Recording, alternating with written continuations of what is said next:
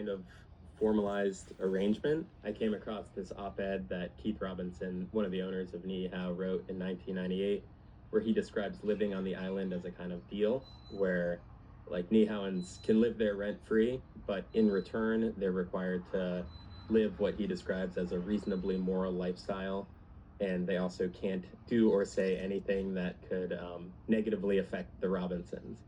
So yeah, getting people to break what is basically an informal NDA was very hard. I did manage to speak to a few former Niihauans, and a lot of the piece did come from finding Keith Robinson, who I was able to go up into the woods with him and do a long-form interview and spend a day with him. What was that like to talk to this man who I imagine you had a lot of questions for? Yeah, well, Keith Robinson is a really fascinating character. Really He's this this mix of, you know, definitely a far right ideologue and also like an ardent conservationist who has done a ton for conservation, both of culture on Niihau, but also as a botanist. And so I went up into his endangered species preserve. I looked at some of the plants that he had been growing there.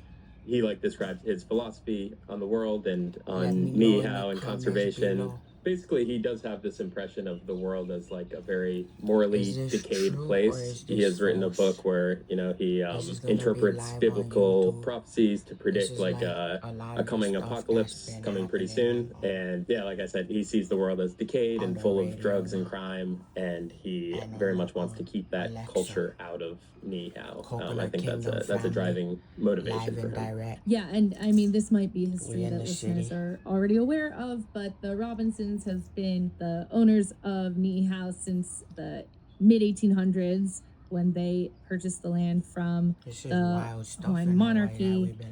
How many people are living on Niihau? What would you say people are there for, and what are they doing? Let's continue to lower prices around the city. Let's continue to help our people in apartments. And let's continue to raise wages for the people. This is your boy Josh for a show live on YouTube. Let's go.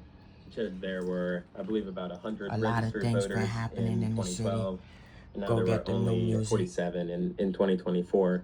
So it does seem like it's getting smaller, and you know, in a lot of ways, it is like a relic of a previous time where there's no Wi-Fi, electricity except for solar panels. There's no running water. Thank God for technology. A lot of them now Thank God for iPhones. the military base, which has Thank God for 4K. stations. They do assistance with PMRF activities across the channel, and many of them also do Niihau shell crafting. Very interesting but information. There's a lot of back and forth too. So a lot folks that of live on crazy Niihau, they often information travel back and live for a few months on Kauai and go back and forth between the two islands. So we've been traveling, we've been on tour. There's a lot of new music out now, but we're not too sure these days why they're talking about people that are like, yeah. So it seems like really the military is a primary source of funding for the Robinson family.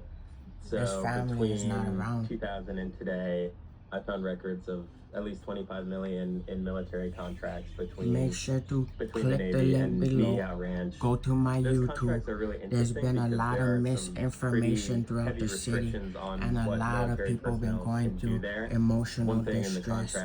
Shout out to my real ones, and let's get it. They aren't allowed to carry Loyalty firearms, and respect, drink, do drugs, and let's continue to spread peace, love, and happiness.